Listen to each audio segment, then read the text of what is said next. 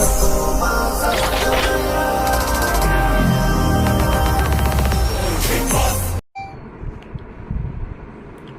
Guys, അപ്പോൾ big ബോസിന്റെ വീണ്ടും ഒരു പ്രൊമോ വന്നിരിക്കുന്നു. ഇനിയും നമുക്ക് പ്രൊമോസിന്റെ ഒരു മേള തന്നെയാണ്. ബിഗ് ബോസ് BB7 പ്രൊമോ മൗനമായിട്ട് നിൽക്കുന്ന ലാലേട്ടനെയാണ് നമുക്ക് കാണാൻ സാധിച്ചത്. ശ്രീ മോഹൻലാൽ, ഷോ തുടങ്ങിക്കഴിഞ്ഞു. എന്തെങ്കിലും ഒന്ന് സംസാരിക്കൂ. എന്തൊക്കെ കാര്യങ്ങൾ ഇന്ന് കുടുംബാംഗങ്ങളോട് സംസാരിക്കാറുണ്ട്? എന്തെല്ലാം മുന്നറിയിപ്പുകൾ നൽകുന്നത്?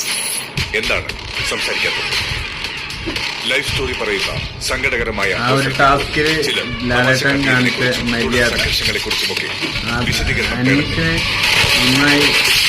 പലരും തുടർച്ചയായി ഉപയോഗിക്കുന്നത് കേട്ടില്ലെന്ന് നടിക്കാനാവുന്നു. അടുക്കളയിൽ ചിലർ അവശ്യ സാധനങ്ങൾ ഒളിച്ചുവെച്ച് ഉപയോഗിച്ചത് പ്രശ്നമായതല്ലേ?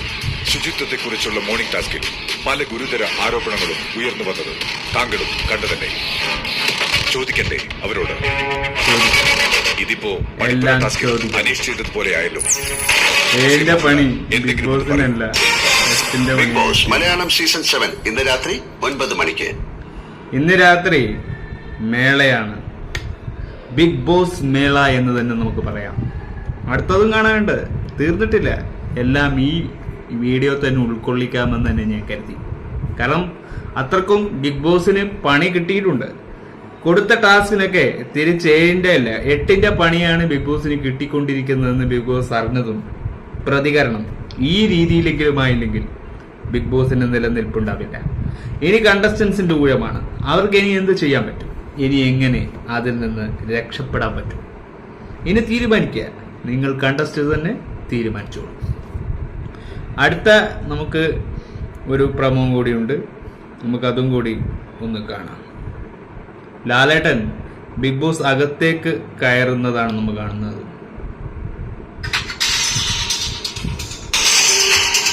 വളരെ രൗദ്രഭാവം ഉണ്ട്. ഏറ്റവും മോശമായിട്ട് കിടക്കുന്ന ബെഡ് ആരുടെയാണ്? റോബോട്ടും കൂടി ഉണ്ട്. ഒരു കാര്യം ചെയ്യട്ടെ, you don't do it in A house. വീട്ടിൽ ചെയ്യാറില്ലേ? ഇത് നിങ്ങളുടെ വീടല്ലേ? അടുക്കളയില് വെജിറ്റബിളൊക്കെ കട്ട് ചെയ്യുന്ന കത്തി കൊണ്ട് താടി മുറിക്കുന്ന കണ്ടല്ലോ ഞങ്ങള്. എന്താണ്? പറയൂ. ഇപ്പൊ ഇത് എന്റെ കയ്യിലിരിക്കട്ടെ, ഇനി ഇത് തിരിച്ചു കിട്ടില്ല. ഒന്നും ചെയ്യാൻ പറ്റില്ല മോനെ.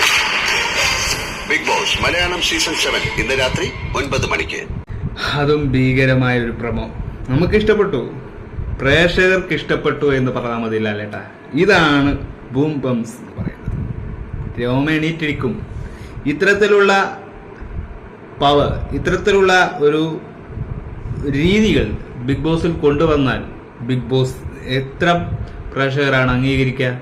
അത് നമ്മൾ പ്രേക്ഷകർ മനസ്സിലാക്കി. ഇനി ബിഗ് ബോസും കൂടി മനസ്സിലാക്കണം. എത്ര ചോദിക്കാം, പക്ഷേ നിലവാരം താഴാൻ പാടില്ല. അത് തന്നെയാണ് നമുക്കും പറയാനുള്ളത്. അക്ബറിനും നല്ല പണി കിട്ടിയിട്ടുണ്ട്. അക്ബറിന്റെ പ്രമോവും കൂടി നമുക്ക് കാണാം. എന്താണ് അക്ബറിന്റെ പ്രോബ്ലം? ഇത്രയും ദേഷ്യം അക്ബറിന് എന്തിനാണ്?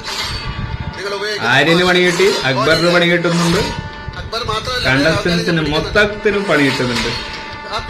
അത് കാണുമ്പോൾ നമുക്ക് മനസ്സിലാക്കാൻ പറ്റും. ഒരു നരസിംഹം ഇവിടെ ഇറങ്ങി. സോറി പറഞ്ഞിട്ട് കാര്യമല്ലല്ലോ, ഇത് ആൾക്കാർ കാണുന്നില്ല. നിങ്ങളെ കൺഫ്യൂഷൻ റൂമിലോട്ട് വരും. ബിഗ് ബോസ് മലയാളം സീസൺ 7 ഇന്ന് രാത്രി 9 മണിക്ക്. എന്താണിത് ലാലേട്ട? ഇതല്ലേ മലയാളികൾ ആഗ്രഹിക്കുന്നത്?